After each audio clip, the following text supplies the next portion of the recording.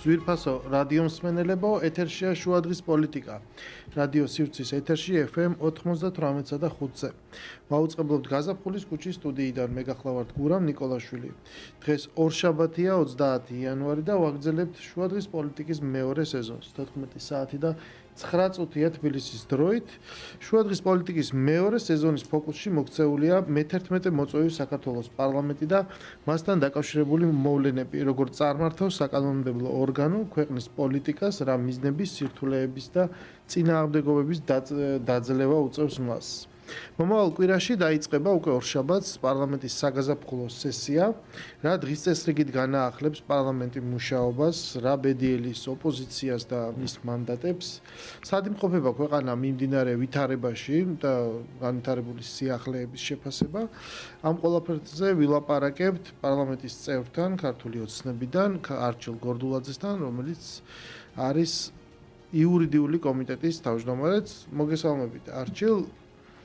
თავარი სიახლე, რაც განვითარდა, ეს ვთქვათ, სიახლეების თანმიმდევრობას რომ მივყვეთ, ეს არის საქართველოს სახელმწიფოს დემარში ევროპის საბჭოს საპარლამენტო ასამბლეის სხდომაზე, სადაც მიუხედავად დაძაბული მუშაობისა, იმასთან დაკავშირებით, რომ რანაირი რეზოლუციის ტექსტი უნდა ყოფილიყოს და ჩვენ თბილისიდან ვადევნებთ ტყალყურს იქ განვითარებულ მოვლენებს და ამიტომ აქედან ჩანდა ნათლად, რომ ჩვენი დელეგაცია იყო პრინციპში განწყობილი ძალიან კონსტრუქციულად და ახერხებდა არგუმენტაციის ჩამოყალიბებასაც, თავის ოპონენტებთან თუ არა ოპონენტებთან ურთიერთობასაც, რაღაცნაირად მისთვის მისაღები იყო პრინციპში, რაც არ უნდა ჩაწერილი იყო რეზოლუცია, მაგრამ აი იმ განცხადებებიდან ესე მკაფიოდ კი არ თქვა, უბრალოდ მე დამჭა შტაბ-ეჭდილება განცხადებიდან იგრძნობოდა იქიდან გაკეთებული აი ისა რაც რეზოლუციას წინ უძღოდა. იმ შეფასებიდან იგრძნობოდა, რომ ჩვენ გვაქვს ერთი მთავარი წითელი ხაზი. ეს არის საპარლამენტო არჩევნების ცნობა. საპარლამენტო არჩევნები, რომელიც ამ ქვეყანაში ჩატარდა, რომელიც ჩატარდა დასავლური კომპანიების მონაწილეობით, მეთვალყურეობით, უამრავი საერთაშორისო დამკვირვებლის თვალქვეშ და ზედამხედველობით, რომელიც ქართულმა ოცნებამ მოიგო, ოპოზიციამაც აიღო ჯამურად საკმაოდ საგრძნობი რაოდენობის ხმები, რომელზეც არანაირი კითხვის ნიშანი 26 ოქტომბერს არ გაჩენილა, მაგრამ უცებ აღმოჩნდა მიუღებელი შედეგი, რის გამოც ჩვენ ნახეთ, თუმცა ქრონოლოგიას თვალს ვადევნებთ, ქვეყნის გარედან დაწყებული იმპულსები, ბიძგები, რომ სასწრაფოდ დაიწყეთ და მოაგროვეთ რაიმე მაინც მტკიცებულება, რითაც ჩვენ შემდეგ ესე ვთქვათ, შევკრავთ ამ დელეგიტიმაციის ისტორიას, ან გაყალბებაზე იყო ლაპარაკი, საბოლოო ჯამში ვერაფერი ვერ დამტკიცდა, განხორციელდა უპრეცედენტო ზეწოლა და პარლამენტი შეიკრიბა. მე-11 მოწვევის პარლამენტის შედგა, ოპოზიციამ გამოაცხადა ბოიკოტი და განსხვავებით 2020 წლისაგან დასავლეთის საელჩოებმა წარმომადგენლებმა ეს არ აღიარეს. ეს აქვე უნდა გვესმის, რომ ეს მოხდა იმ ფონზე, როდესაც ამერიკაშიც იყო ძალიან მნიშვნელოვანი არჩევნები და იქ ვინ გაიმარჯვდა პრეზიდენტად, ამას ჰქონდა დიდი მნიშვნელობა, მით უმეტეს შექმნილი საერთაშორისო ვითარების ფონზე, ყურადღება იქითაც წავიდა, ამან გაამძაფრა ის ვაკუუმი, რაც შეიქმნა, იმიტომ რომ რაღაცნაირად დიდი ქვეყნები ერთმანეთს უყურებდნენ, პრაქტიკულად ისინი დაიბნენ, არ იცოდნენ რა პოლიტიკა ეწარმოებიათ საქართველოს მიმართ და მათთვის ამავე დროს თან მიუღებელი გახდა, წარმავალმა ადმინისტრაციებმა კი ძალიან ბევრი გააკეთეს იმისათვის, რომ აი წასვლის წინ მაქსიმალურად მათთვის არასასურველი, ისე ვთქვათ, ხელისუფლების მოშორება და დამხობა ეცადათ და ჩვენ ახლა ამის უამრავი მაგალითი გვაქვს. აი ამ ფონზე, როდესაც ეს გრძელდება, ანუ ჩვენ დავინახეთ ქართული დელეგაციის კონსტრუქციულობაც, მაგრამ დავინახეთ იქ მით უმეტეს იქ ვიცით ჩვენ ახლა ბალტიისპირელები და სხვები არიან ძალიან აქტიური ჯგუფი, რომელმაც პირიქით ეს გაამძაფრეს რეზოლუცია და მიიღეს რეზოლუცია გარკვეული დათქმებით, სადაც თავარი აღმოჩნდა ეს. ანუ არჩევნები თითქოს ამ ქვეყანაში არ ჩატარებულა, რაც თავის თავში შეიცავს ჩემი აზრით შეფასებას, რომ იცით რა არის, აი თავარია რომ ეს ხელისუფლება უნდა წავიდეს, არ აქვს მნიშვნელობა ხალხის არჩევანი როგორია. ეს უნდა წავიდნენ, მის დამფუძნებელიც უნდა წავიდეს. მოკლედ ეს ესე უნდა შეიცვალოს თუ გინდათ რომ აი რაღაცნაირად აი ამ სივრცის ნაწილი იყოთ. ამ დროს ეს რა თქმა უნდა იმ ფონზე, როდესაც ჩვენ ხედავთ რომ იმ სივრცეს საკუთრივ აქვს პრობლემები და იმ სივრცის გარეთ არსებულ პრობლემებსაც ვერ აგვარებს. აი შენ როგორ ფიქრობ ჩვენი ეს ნაბიჯი რას მოიტანს ჩვენი სახელმწიფოსთვის? მადლობა გურა. პირველ რიგში მადლობა მოწვევისთვის, მივესალმებით ჩვენს მსმენელებს. საკითხი მარტივია თქო, არავინ არ ამბობს ამ ყველაფერს და ვერც არ მივცემ ეს საშუალებას თავისუფლებას, რომ ეს ყველაფერი ასე წარმოვაჩინოს ჩვენი მსმენელების წინაშე. სამწუხაროდ აღმოჩნდა და კიდევ ერთხელ დავრწმუნდით იმაში, რომ თურმე კონკრეტულ ორგანიზაციებში და არა მხოლოდ კონკრეტულ ორგანიზაციებში, ბიუროკრატიაში აღარ არსებობს არც სამართლიანობა და არც კეთილსინდისიერება და ძალიან დიდი გავლენებია, რომლებიც გადაწყვეტილების ფორმირებაზე პირდაპირ გავლენას ახდენს და ეს ეხლა არ დაწყებულა, დღეს არ დაწყებულა, სამწუხაროდ განსაკუთრებით გამძაფრდა ეს ყველაფერი მას შემდეგ, რაც 2022 წელი დადგა და რუსეთის ფედერაცია შეიჭრა უკრაინაში, განსაკუთრებით ამძიმდა ჩვენს მიმართ, ჩვენი ქვეყნის მიმართ და ქართული ხალხის მიმართ კონკრეტული სუბიექტების განცხადებები და მათ შორის მოლოდინები.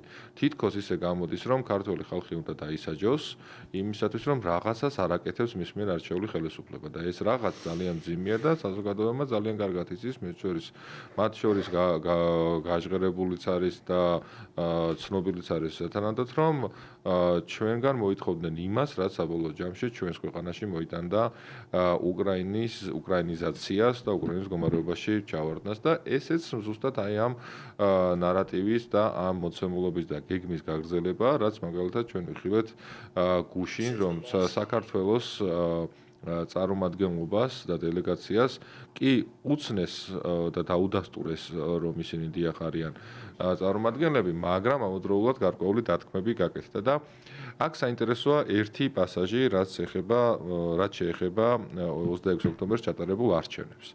ერთი მხრივ საქართველოს პარლამენტის წევრების, რომლებიც არიან არჩეულები 1,100,000 მეტი ადამიანის მიერ, მათი უფლებამოსილება იქნა ცნობილი, როგორც საპარლამენტო წარმომადგენლებისა, რითაც ამავდროულად დადასტურდა 26 ოქტომბრის შედეგები, სხვანაირად უბრალოდ შეუძლებელიც არის, რომ თუ ამ დელეგაციაში მხოლოდ ის ადამიანები იღებენ მონაწილეობას, რომლებიც არიან პარლამენტის წევრები და პარლამენტის წევრები მხოლოდ 26 ოქტომბრის არჩევნების შედეგად არიან არჩეულები, ოღონდ ამავდროულად დათქმა გაკეთდა, რომ აუცილებლად უნდა ჩატარდეს ხელახალი არჩევნები და ეს ორი მოცემულობა ერთმანეთს რადიკალურად ეწინააღმდეგება. გამოდის, რომ თან მოხდა ცნობა 26 ოქტომბრისა და თან დათქმა, რომ ხელახლა უნდა ჩატარდეს არჩევნები. თურმე არჩევნების პროცესში კი არ არის პრობლემა.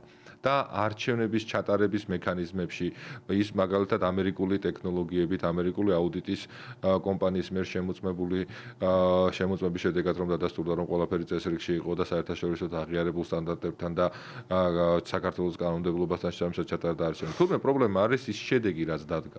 და შედეგი დადგა, რომ ვერ გაიმარჯვა კოლექტიურმა ნაცმოძრაობამ და ამიტომ უნდა დაისაჯოს საქართველოს და რაზეც ღირსეული პასუხი გასცეს ჩვენმა გუნდის წევრებმა, როდესაც თქვენს რომ ჩვენ სადაც სამართალს ვერ პოულობთ, სადაც შეუძლებელია რომ შენი სიმართლე დაამტკიცო და სადაც ყველანაირი არგუმენტის გარეშე, ყველანაირი დასაბუთების გარეშე უბრალოდ გეუბნებიან რომ თიც გიქნებენ და გემუქრებიან და ეუბნებიან რომ არ უნდა ვცეთ პატივი ქართული ხალხის არჩევანს და არჩევნები ხელახლა აუცილებლად უნდა ჩაატაროთ და იმიტომ უნდა ჩაატაროთ რომ ჩვენ ასე გვინდა. ამაზე ღირსეული პასუხიც მიიღეს, რომ თუ ასეთი წინაპირობები იქნება, ეს კატეგორიულად მიუღებელია, ჩვენ ღირსეული ხალხი ვართ, ღირსეული ადამიანები ვართ, საქართველოს შესაძლებელია რომ იყოს და არის მცირე ქვეყანა, როგორც ეკონომიკური თვალსაზრისით, ასევე სამხედრო თვალსაზრისით, მაგრამ ღირსება არავის ნაკლები არ აქვს. და თუ თქვენს წევრებს, სხვა წევრებს ექცევით ისე, როგორც ექცევით, მაშინ ჩვენს ანალოგიურად მოგვექცეთ და თავი დაანებეთ თითის დაქნევებს და შანტაჟებს და მუქარებს. ეს არის ის პასუხი, რომელიც ეკადრება საქართველოს და ქართულ საზოგადოებას და რისი ვალდებულებაც აქვს ამ ღირსეული ქვეყნის ღირსეულ ხელისუფლების და მას წარმომადგენლებს, რა თქმა უნდა. ჩვენ რო ცოტა უკან გადავახვიოთ, ჩვენ გვახსოვს, რომ მიუხედავად აი ამ რაღაცა გაყალბების არგუმენტის ძიებისას, ხან უფურცელი ჟურნალდა და ხან 300,000 ზეციური ხმა ჩდებოდა და რაღაცნაირად ეს შეიკრა მხოლოდ მრავალმხრივი გამეორების შედეგად, რომ აი თავი დაარწმუნეს ბევრჯერ მანტრასავით გამეორებით, რომ გაყალბდა. და მე ეს გახდა უკვე ციტირებადი, ესე თქვა, ნუ ეს ხო ყველას კარგად გვესმის და აი ამ ტიპის რიტორიკა. ხშირად ჩდება ხოლმე, რომ იცით რა, ეხა მე რა კრიზისიც მოხდა, კი, მაგრამ ხო უკვე ის თავისთავად ის გაყალბების კამპანია ხო მიინავლა. აღარ იყო და ერთთვის თავზე რომ არა 28 ნოემბრის განცხადება ეს არ მოხდებოდა. ანუ აი ამაზე მაინტერესებს შენი მოსაზრება, იმიტომ რომ მე მაქვს ჩემი რაღაც დამოკიდებულება, რასაც აი მეგობრები ზუსტად ამ არგუმენტს რომ მეუნებიან ხოლმე, იმათ უხსნი რომ იცი რა მოჩვენებითაც გარეგნულად, ხო? ეს ესე იყო თითქოს, ხო? ანუ არაფერი აღარ ხდებოდა, ვიღაც პროტესტი არც ქუჩა, არაფერი არ იყო, მაგრამ ნახეთ, ის ვინც სახელმწიფოს მართავს, ის გრძნობს იმ სიტუაციის მოწყვლადობას და სიხისტეს. საქმე იმაშია, რომ მიუხედავ განსხვავებით 2020 წლისგან, მათ შორის დახურულ კარს მიღება მიმდინარე მოვლენებსაც ხედავს კარგად რომ მონაწილეა, რასაც საზოგადოება ვერ ხედავს. განსხვავებით 2020 წლისგან, სადაც 40 დღიანი ზუსტად ასეთივე კამპანია იყო, არაღიარების, შემდეგ მთავარი არგუმენტი, რაც მაშინ გაყალბების ნაწილში ჰქონდა და ეს ისფედის რაღაც ან თვითონ საკუთრივ მცდარი შეფასებები. პარლამენტის შეკრების დღეს მათ აღიარეს, რომ მათ შეეშალათ და ხუხულასავით ჩამოიქცა მთელი ეს კამპანია. განსხვავებით 2020 წლისგან, როცა ეს მოხდა, 2024 წელს პარლამენტი შეიკრიბა, დაღამდა, გათენდა და მათ ისევ არ შეიმჩნიეს, არაფერი არ მოხდა. ანუ 26 ნოემბერს შეიკრიბა პარლამენტი ერთ თვის თავზე, 27 ნოემბერი ისევ დუმილია.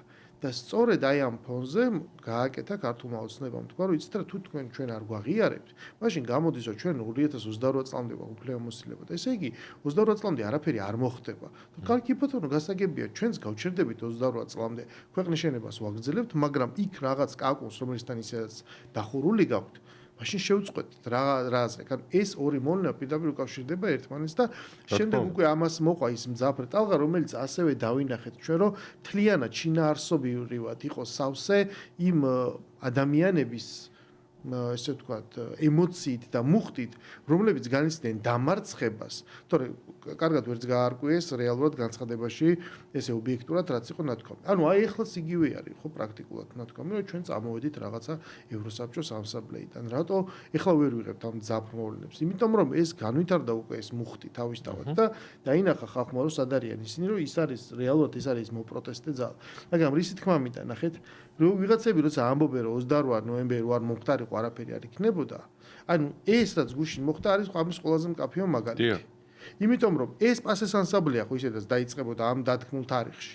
ზუსტად იგივე განცხადებები ხო იქნებოდა, იგივე რეზოლუციები ხო იქნებოდა, იგივე ძალები ბალტიისპირეთიდან თუ ესტონეთიდან თუ მათ შორის უკრაინიდანაც როგორც ვრცელდება უკრაინა და აღმოსავლეთ ევროპიდან ხო ზუსტად ამას შეეცდებოდნენ და გაიტანენ ამ რეზოლუციას და უცებ აღმოჩნდებოდა რომ აი ანუ ამდენი ხანი აქ მუხტია, იქნებოდა წყნარი ლაპარაკი და განცხადებები რომ ნუ აი არ ვაღიარებთ და ის არ ჩატარდა და გაყალბდა, ანუ გარეთ ქუჩაში არაფერი არ მოხდებოდა, მაგრამ დელეგიტიმაციის საკითხი ესე იქნებოდა, ანუ შენ გეტყოდენ ოპოზიცია, შენ არ ყავს პარლამენტში, არსად არ დადიხარ ვიზიტი, არა გაკლიუს დაამატე, რომ რაღაც პრეზიდენტი აირჩიე უკანონოდ. ანუ ეს მუდმივად იქნებოდა, ანუ ეს კრიზისი ესე მომწიფდებოდა, ეს შეიძლება შევადაროთ, როცა სხეულში რაღაც მეტასტაზი მიდის და გარედან თითქოს არაფერი არ ეთყობა. და ეხლა მოხდებოდა იგივე, იმიტომ რომ შენ მოგიწევდა იგივეს თქმა, რომ არა ხალხო ეს არჩევნები ჩატარდა. ანუ ჩვენ ხო დავინახეთ აი ქალბატონი თეა წულუკიანის განცხადებებიდან, რომელიც არის დელეგაციის ხელმძღვანელი, იქ ჩანდა რომ ის მუშაობდა ყველანაირად, რომ აეხსნა, ეჩვენებინა, გაეგებინებინა,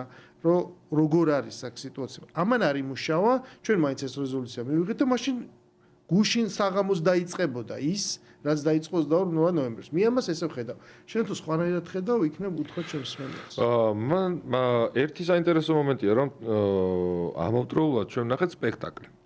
სპექტაკლი ქართველების, რომლებსაც სახელი დაგვარები აქვთ ქართული, მაგრამ ქართული რომ არაფერი არ სცხიათ, ეგრეთ წოდებული ოპოზიციონერები, მათთან აფილირებული არასამთავრობო ორგანიზაციები, NGO-ები და თითქოს ამ ადამიანების მიმართვის საფუძველზე დარწმუნდნენ, რომ არჩევნებს პრობლემა ჰქონდათ თანამდებობის პირები.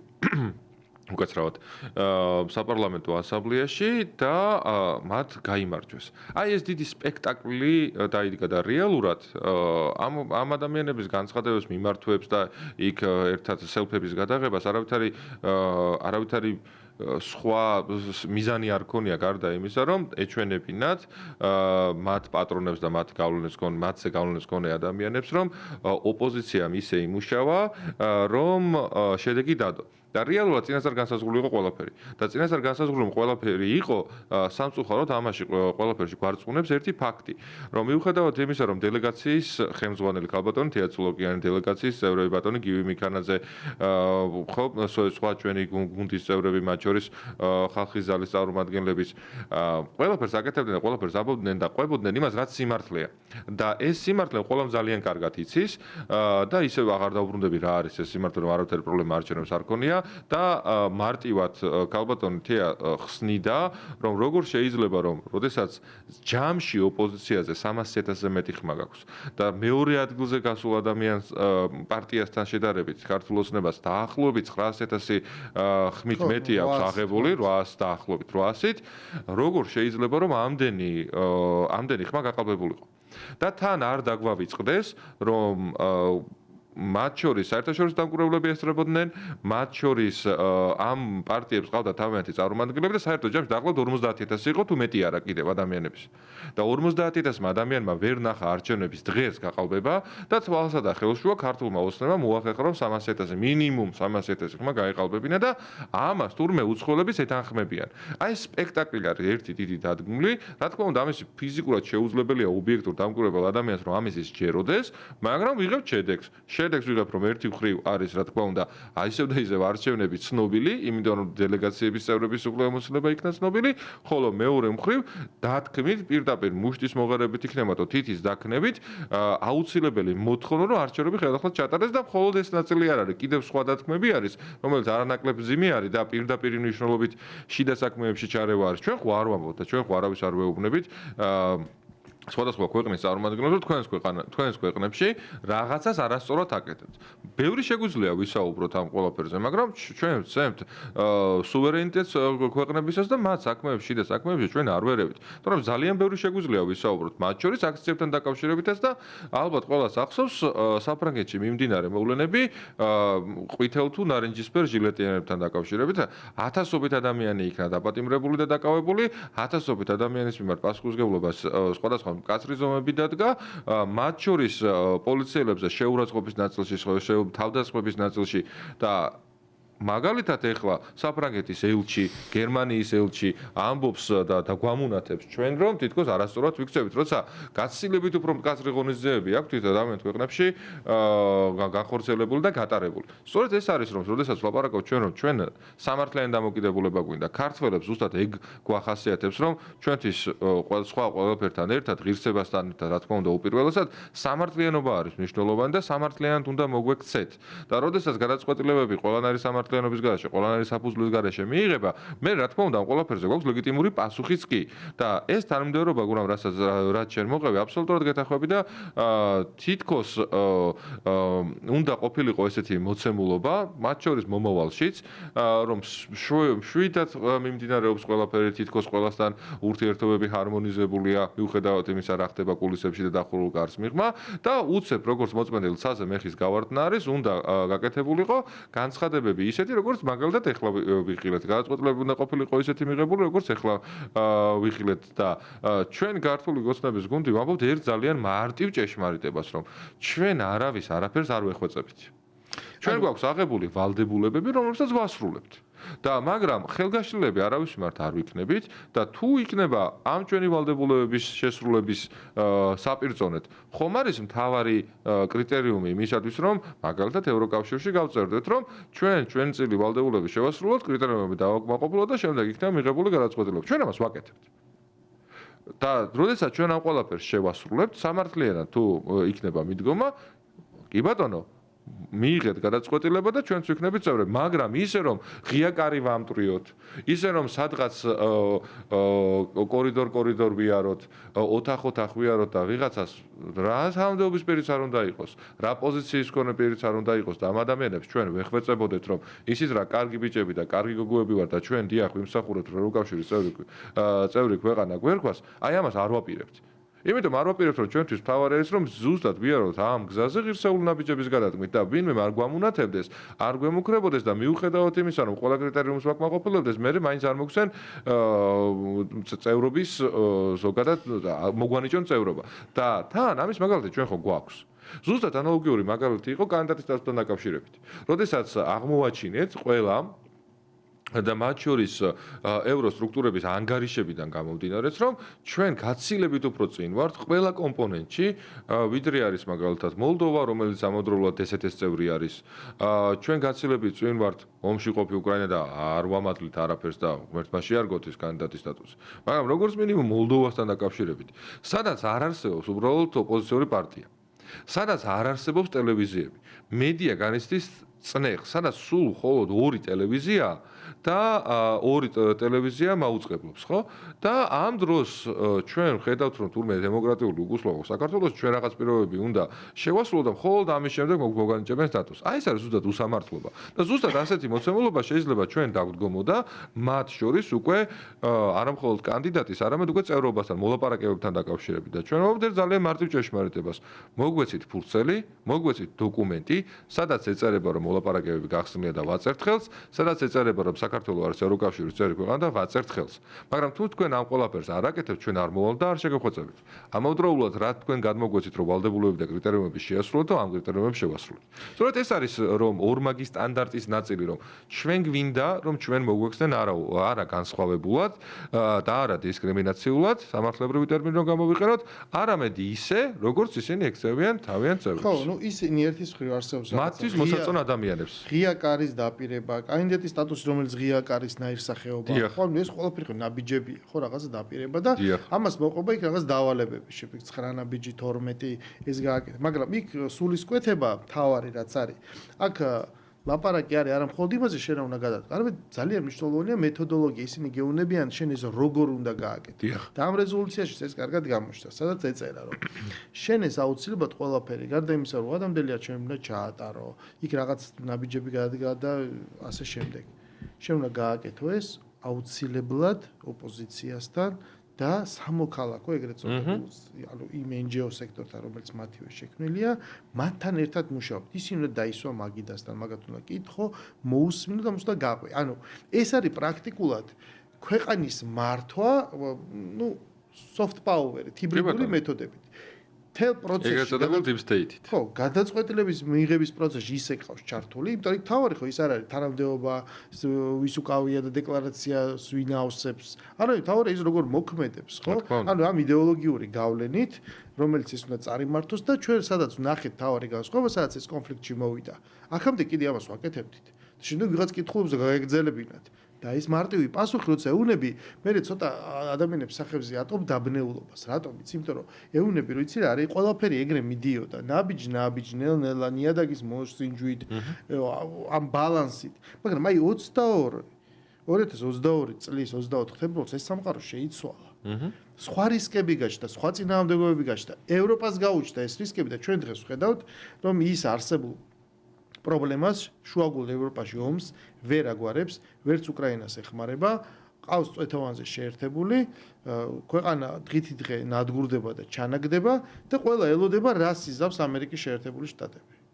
და ამერიკის შეერთებული შტატები გასაკეთებს. რუსეთს ამ ომში მხარედ გამოცხადებული ყავს ამერიკის შეერთებული შტატები, უკრაინაში მიმდინარეობს ბრძოლა, მაგრამ რაღაცა გლობალური წესრიგის შეცვლისთვის მისი ოპონენტი არის ამერიკის შეერთებული შტატები და ამდენი ხანი ამას ველოდებთ. ანუ ეს არის მოცემულობა, რა ჩვენ მივიღეთ სოფლიოში და ეს არის ის ფონი, სადაც უწევს საქართველოს ოპერირება და თუ კიდე რა პირობებში ეს არის რეალ პოლიტიკის სფერო, რაშიც გვიწევს მუშაობა და გაძლება და არსებობს კიდე გეოპოლიტიკის სფერო, რომ უნდა გადმოიღო რუკა და დახედო, რომ ის ქვეყნები, სადაც ჩვენ განგიხილავენ, ვინ არის შენი ყველაზე დასავლური მეზობელი არის თურქეთი. ანუ თურქეთი, ისლამური თურქეთი თავისი დღესწესრიგით, თავისი დემარშებით, თავისი რაღაცა კავკასიური სცენარებით და შუააზიურით და რაღაცა განვითარების სრულიად სხვადასხვა ტიპის მოდელებით. ანუ მორჩა. ფორმალურად ნატოს წევრი რაც ქვეყანა. თქვა საფრანგეთის პრეზიდენტმა. რა ქვეყნებზეც სწორება აქვს შინაურს თუ გარეულს, საერთოდ სხვა მოცემულობაში. არა, ეს ცუდი კი არ არის, ჩვენ გვინდა მოცემულობაში. უბრალოდ მთელი რიგი კითხვები რო იქ ჩდება რისკებთან დაკავშირებით, ნუ რაღაცა პასუხები ხო უნდა მოვისმინოთ და ჩვენ პასუხებს ვერ ვისმენთ და არჩევნების ჩავლილზე და მე რო ცოტა თვალი გაახილეს და გაყალბებაც რო ვერ დაამტკიცეს, მე თქვეს რომ უი მართლა პროპაგანდა მოიგო. პროპაგანდას ეძახიან სააღაზრს რო ეუბნები და რაღაც რისკებზე ელაპარაკები, უყვები რა არის, როგორ არის, რა შეიძლება მოხდეს, ამას ქვია თუმე პროპაგანდა, ხვდები?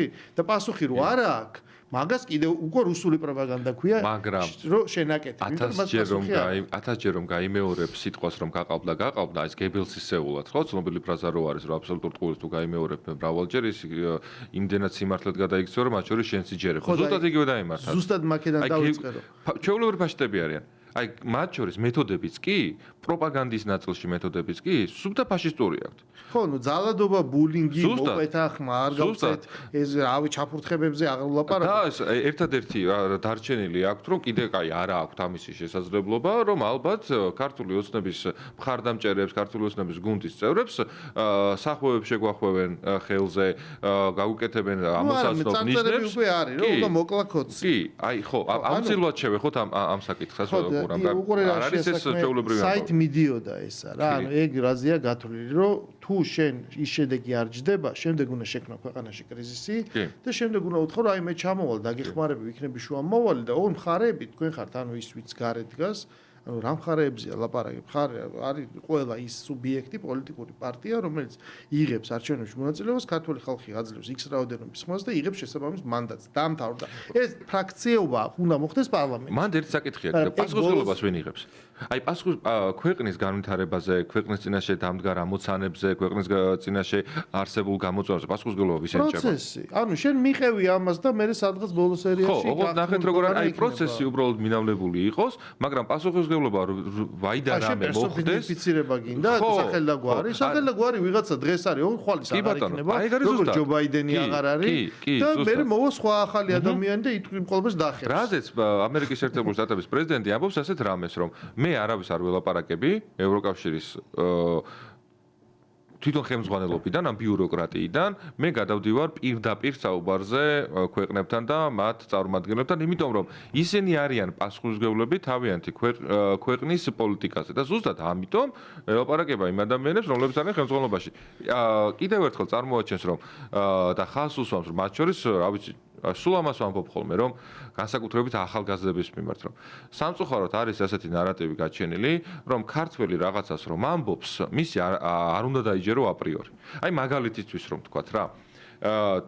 ნებისმიერმა ქართველმა რომ უთხრას მეორე ქართველს რომ იცი რა შენს ოჯახში შენს სახლში კარა და არასწორ ადგილას გიდგასო პასუხი ამაზე რა იქნება რა შენ საქმეა კაც ჩემი სახლია და მინდა კარადას დავდგო მინდა არ დავდგო მინდა მარჯვნივ დავდგო მინდა მარცხნივ ხო ასე არის პასუხი მაგრამ აი თუ უცხოური სახელი და გვარის მქონე ადამიანი მიუთითებს ქვეყანაში როგორი უნდა იყოს ხელისუფლება როგორი უნდა იყოს მართლობის ფორმა რა გადაწყვეტილებები უნდა იყოს მიღებული და მათ შორის ხელისუფლება რომელი უნდა იყოს არჩეული და მე აღიარებული ამაზე პრობლემას ვერ წარმოიდგენენ და ვერ არ ხედავენ პრამაში პრობლემას და ძალიან დიდი ბოდიში, მაგრამ ქვეყანა ერთ დიდი ოჯახი აღარ არის ჩვენთვის? არა, მან შეიძლება პასუხი იყოს ესეთი, რომ იცი რა არის ეს კაცი ჩამოსული არის ქვეყნიდან, სადაც აი ეს სახლი უკვე დალაგებულია რა, ნახე რა კარგად გამოიყურება ამას წინათ. ეხლა ნახე, ეხლა გამახსენდა ერთი, ანუ ადამიანი რომელსაც რაღაც აკადემიური ხარისხი აქვს, ბავშვებს ასწავლის, აი ესე რაღაცა იმითი თრთოლვით წერდა, რომ ნახეთ რა კარგია. რაღაცა სკანდინავიური ქვეყნის 4 ლიდერი, რაღაც ახლა ერთ-ერთ ფორუმის პარკლებში, სადღაც ერთ-ერთმა დაპატიჟა, რაღაც მაგიდასთან ზიან, აი მინიმალისტურად რაღაცა ორი კინკილა საჭმელი უდევთ და ღმერთო რა დახვეწილობაა, რა კულტურაა, რა ეს ჩვენი ქართული სუფრა ხო საშინელი ველურობა, გესმის და ის კარგი ის გვინდა. მაგრამ უცხოური რო ჩამოდის ქართულ სუფრას და რო ხდება, მაგაზე გიждდება, რომ ამაგარია. რო გაკეთე და მე უკვირთ რატო ვიძახით, რომ იცი რა შენ რაღაც ქართულ.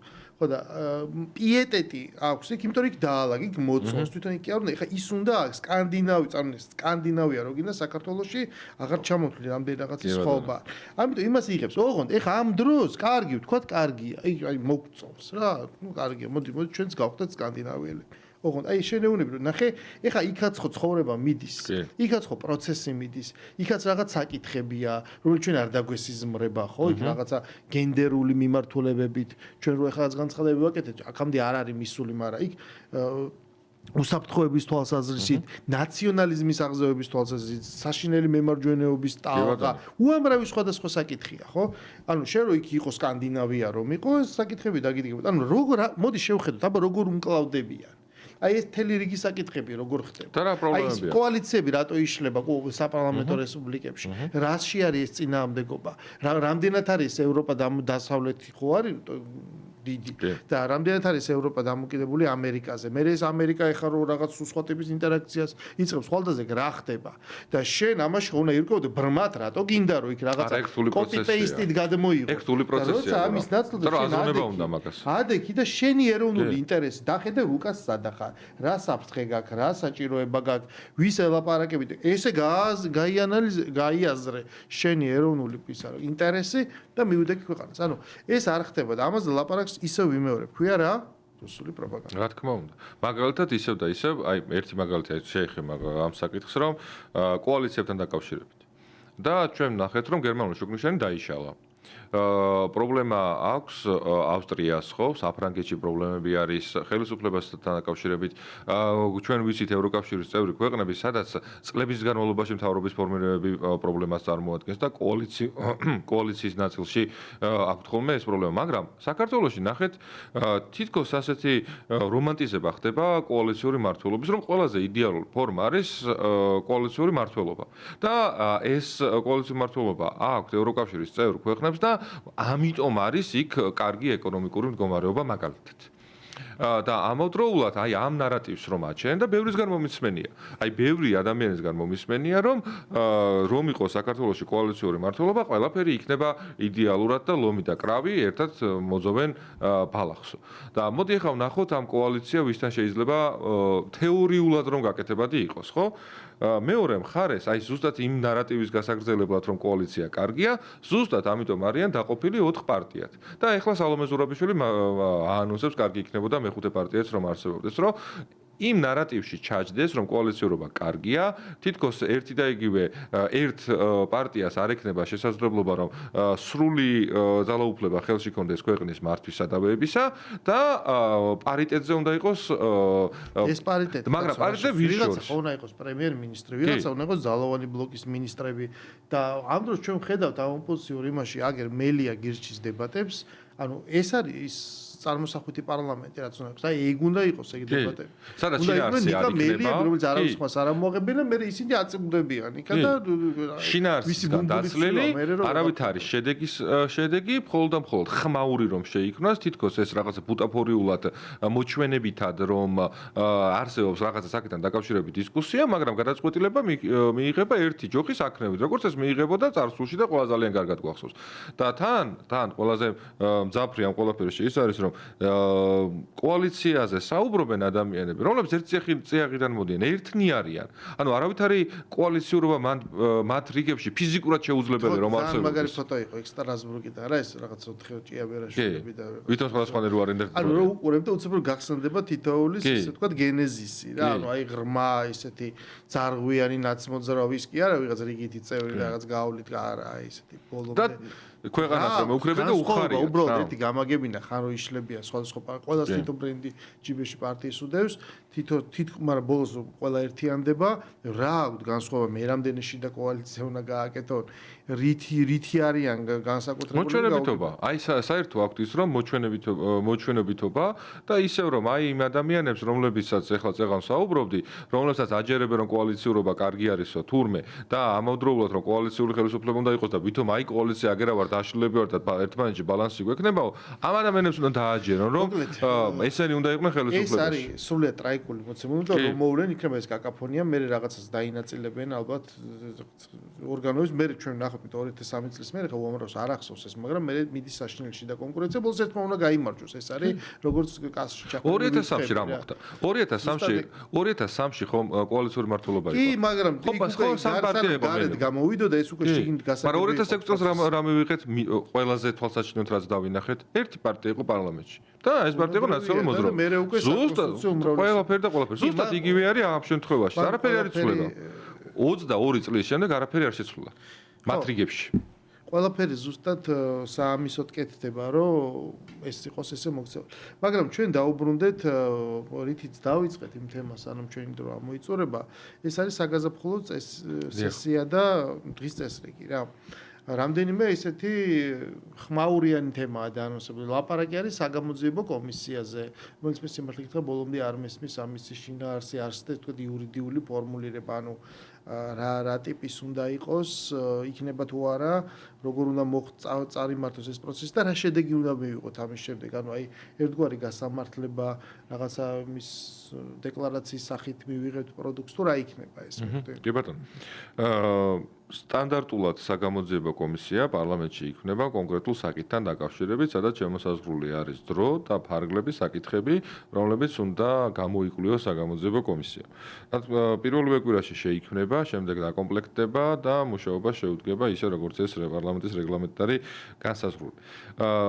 დააბარებები რა თქმა უნდა იქნება ადამიანებისა, გამოკითხვები რა თქმა უნდა იქნება, ამავდროულად ინფორმაციების მოგროვება დოკუმენტურ დონეზე ამ ყველაფრის დამაგრება და საბოლოო შედეგით ჩვენ მივიღებთ მოცემულობამ, რაც რა თქმა უნდა გადაიცემა პირდაპირ ეთერში და ყველაფერი საჯარო იქნება, რომ ისევ და ისევ ხალხმა კარგად ნახოს ერთი მხრივ ნაწილმა, ვისაც დავიწყებული აქვს, რომ გაიხსენოს, რომ ვინ არიან ეს ადამიანები და მათ შორის ახალი ინფორმაცია გაიგოს, რომ რა შესაძლო დანაშაულებიც კი აქვს ჩადენილი, დავიცვათ პრეზუმპცია და ამავდროულად იმ ახალგაზრდება, რომლებიც ასე ამბობენ ხოლმე ღიმილით, იცი, მე 2012 წელს რამდენი წლის ვიყავი? რა ვიცი, მე მაგალითად 45 წელს საერთოდ დაბადებული არ ვიყავი, მაგრამ ფაშიზმი რომ არსებობს, ვიცი, 33 წელსაც არ ვიყავი დაბადებული, როცა ჩაისახა ფაშიზმი გერმანიაში და რაშიზმი და ფაშიზმი. ადრე ჩაისახა 33-ში გაიმარჯვა ამ არჩევნებში. მაგას გულისხმობ. შენ ახლა როგორც იურიდიული კომიტეტის თავმჯდომარე, დიდი ალბათობით მოგიწევს ამ კომისიაში ყოფნა რაღაცნაირად. ნახოთ გუნდი როგორც გადაწყვეტს. ხო, როგორც გადაწყვეტს, მაგრამ სტატუსიდან გამომდინარე ვიძახი რა.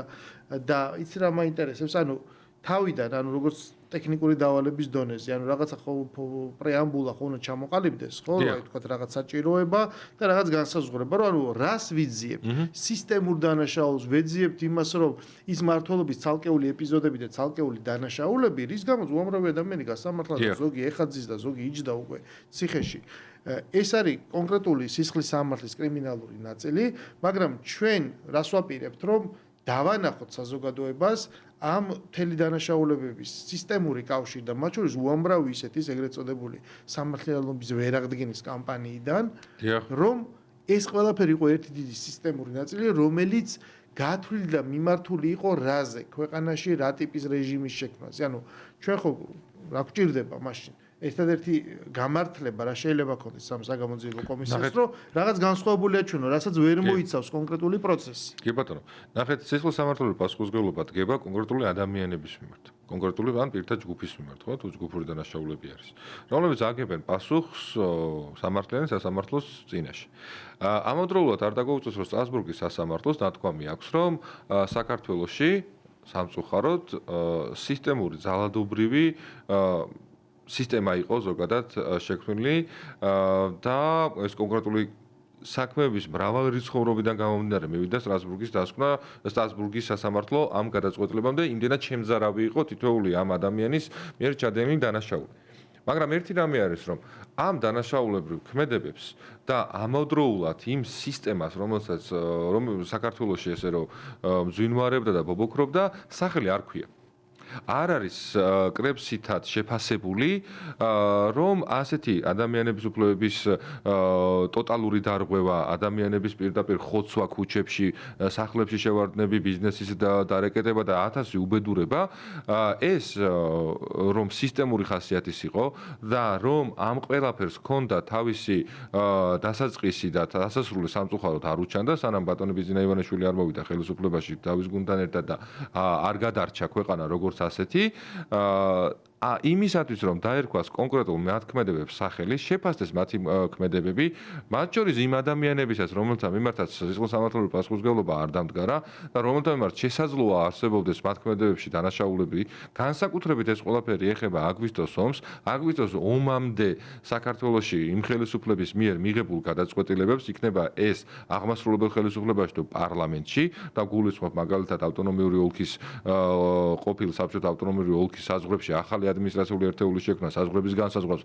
რომელსაც ეხლა ბორდერიზაციის პროცესში რუსეთის ფედერაცია მიყვება და ამ გადაწყვეტილებას რომ ჩვენს წინააღმდეგ ცდილობდნენ რომ გამოეყენებინა რუსეთის ფედერაცია სტრასბურგის სასამართლოში, აი ამ ყველაფერს და მის მერე აგვისტოს ომის შემდეგ მიმდინარე მოვლენებს მათ შორის სოფლიო სავაჭრო ორგანიზაციაში თანხმობის მიცემას მიხეილ სააკაშვილი რომ ასე ღიმილით და სიხარულით ამბობდა რომ თანხმობა მიეცეთ რუსეთის ფედერაციას გაწევრებულიყო სოფლიო სავაჭრო ორგანიზაციაში და სამაგიეროდ არაფერიც რომ არ მიუღია რატომ გააკეთა როგორ გააკეთა რა იდგა ამის უკან ამ ყველაფერს ჭირდება შეფასება და შესაძლებელია რომ საგამოძიებო კომისიის ფარგლებში მათ შორის გამოიკვეთოს კონკრეტული ადამიანების მიმართ ახალი ბრალდების საფუძვლები რაც შესაბამისად გადაეცემა კომპეტენტურ ორგანოებს ამავდროულად შეიძლება ისეთი საკითხების გამოიკვეთოს, რომ სხვა კონსტიტუციური ორგანოების განსახილველიც კი გახდეს საკითხი. თორე თუ რას გულისხმობ ამ ყველაფერს, რა თქმა უნდა, ნახავთ საბოლოო ჯამში. ერთი რამეა, რომ კომისიას არ აქვს ასეთი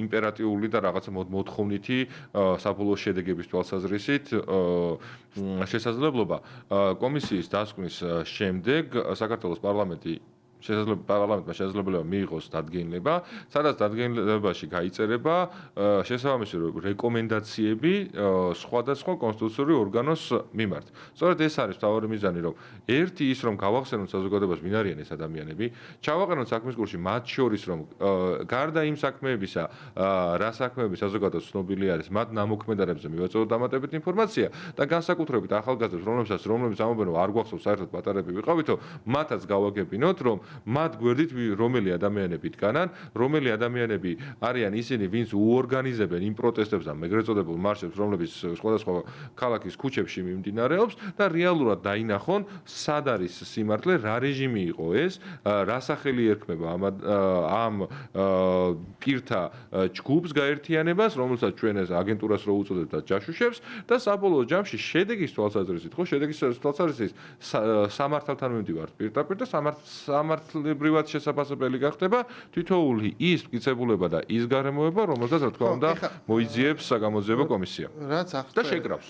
რაც აღწერე აჩიკო, ეს მე უფრო მაგონებს, როდესაც მთელ რიგ ქვეყნებში 50 წლის წინ ეს საბჭოთა რეჟიმები დაეცა, ზოგან დაიწყო ეგრეთ წოდებული გამოძიება, ზოგან აკრძალეს კომუნისტური პარტია, როგორც პირველ რიგში ის რევოლუციის შედეგად იყო იქ ეს ხელისუფლება მოსული, შემდეგ იყო მათი მმართველობა ძალიან იდეოლოგიზირებული და მძიმე და აი როგორც კომუნისტური პარტიის შეფასება მოხდა, ესე ვთქვათ, გასამართლება და აკრძალვა, უფრო ამ პროცესს გავს, ვიდრე ისაც დამკვიდრებულია და ხშირად ვიმეორებთ ხოლმე ფაშისტური რეჟიმი, ნიურნბერგი, თორე იქ სხვა რამე მოხდა. არავინ არ გაუსამართლებიათ ფაშისტური რეჟიმი, რომ 33 წელს რატომ მოიგე არჩევნები, ამ ქვეყანას როგორ მართავდა. ეგ იყო კაცობრიობის წინააღმდეგ დანაშაულის გამო და თქვა ნიურნბერგში თვითონვე იქნებოდა ისეთი ახალი ნორმები, რაც შესაძლებელს გახდა გახდით და მათ გასამართლებას, თორემ ტრადიციული მეთოდით იქ თქვა შორის გებელსმა ისე დაიცვა ერთი პირი თავი რომ კინაღამ თქვა რაც მე დავებით, მე ჩვეულებრივი მოხელე ვიყავი და სახელმწიფო პოლიტიკას ვატარებდი. ამიტომ იქ შეიქმნა რაღაც და სრულიად სხვა მასშტაბზე და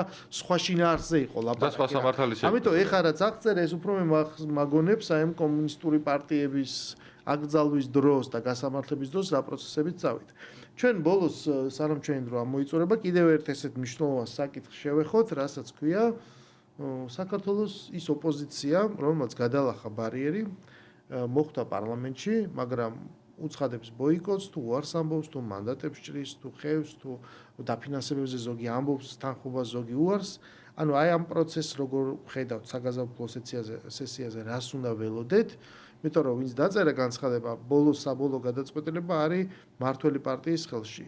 ქართულმა ოცნებამ უნდა შეუწყვიტოს მათ, ან არ შეუწყვიტოს მანდატი, უფლებამოსილება და დანარჩენი აქედან გამომდინარე.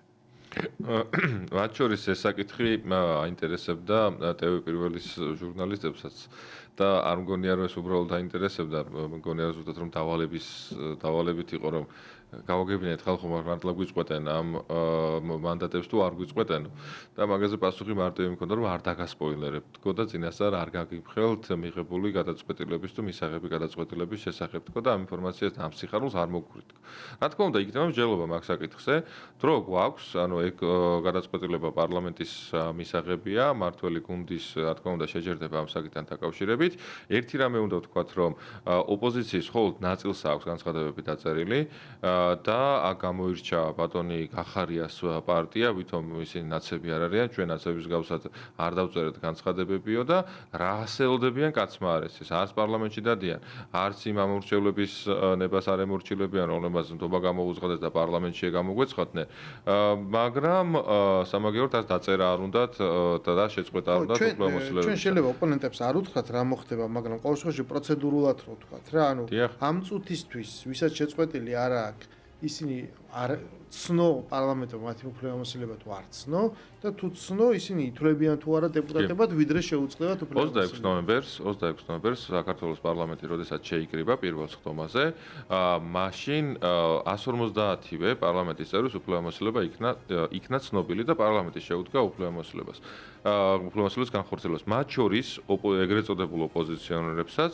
რა თქმა უნდა მიენიჭა სტატუსი როგორც პარლამენტის წევრებისა ისინი საქართველოს პარლამენტის წევრები არიან და ზუსტად ამიტომაც არის რომ გავრცელებული ინფორმაციით ანტიკორუფციული ბიურო მათხოვს დეკლარაციების წარდგენას და ეხლა ესენი ამბობენ რომ არა დეკლარაციებს არ წარუდგენ და არ განახებთ რამდენი გვაქვს ჩვენ შემოსავლებია შემთხვევით ხომ არ უნდა თავიანთი თანხების დამალვა და ამავდროულად ამბობენ რომ აუცილებლად უნდა იყოს საჯარო ყველა იმ თანამდებობის პირის ინფორმაცია რომლებიც ეხლა იკავებენ სხვადასხვა თანამდებობებს მაგრამ დარჩენილი არის ხო რო გავაგრძელოთ და დავასრულოთ ეს საკითხი ოპოზიციონერი წევრები რა თქმა უნდა არიან პარლამენტში, მათი უფლებამოსილება არის ცნობილი, მაგრამ მხოლოდ ნაწილმა დაწერა განცხადება მიმართა საქართველოს პარლამენტს, რომ შეგვიწყვეტ პარლამენტის წევრობაო. ესენი არიან სახელმწიფო ნაციონალური მოძრაობის წარმომადგენლები, ახალი ნაცების წარმომადგენლები და მოდიფიცირებული ყვითელი ნაცების ლელოს წარმომადგენლები. ხოლო გახარიას პარტიის წარმომადგენლებს არ დაუწერიათ არც განცხადებები, მაგრამ სამაგიეროდ ჩვენ უნდა კარგად აიღეს ის დაფინანსება, რომელიც რა თქმა უნდა ეკუთვნათ მათაც, იმიტომ რომ პარლამენტის წევრები არიან და ყავთ და მცირე თანხებზე არ არის საუბარი. ხელფასებს არიღებენ. მაგრამ ანუ ერთ შემთხვევაში ნაწილს დაწერილი აქვს და უკვე ბურთი შენს მოედანზეა და უნდა ან დააკმაყოფილო ან რაღაც პასუხი უნდა გაცერო რაშვები განცხადება როდემდე იყოს განუხილველი, მაგრამ მეორე მხრივ ვინც არ დაწერა და ითვლება პარლამენტის წევრად ну ის მაშინ გამოიწვევს უბრალოდ აცდენს და დადგება უკვე მე ვალდებულება წარმოგექნება რომ ამაზე ქონდეს რეაგირება არ დადეს ადამიანი არაფერი არ აქვს ერთი რამე რო ვთქვა აი მაგალითად თანამშრომლებზე რო ვთქვა თანამშრომელი წერს განცხადებას ერთ თვით ადრე თავის დამსახურებას ატყობინებს რომ მე სამსახურიდან მივდივარ და ესეთი მოცემულობა რომ წარმოვიდგინოთ სამსახურში მე თვის განმავლობაში ხომ უნდა იაროს თავისი ვალდებულება ხომ უნდა შეასრულოს თუნდაც ამ ნაცებმაც ხომ უნდა შეასრულონ ეხლა ისინი არიან უბრალოდ შატალოზე უბრალოდ არ უნდათ რომ თავისი ვალდებულებები შეასრულონ და ეხლა რაღაც პოლიტიკურ მადლობა აჩიკო სტუმრობისთვის ჩვენი დღევანდელი გადაცემა დასრულებულია და ვბრუნდებით ხუთშაბათს მადლობა შენ გასმისლობისთვის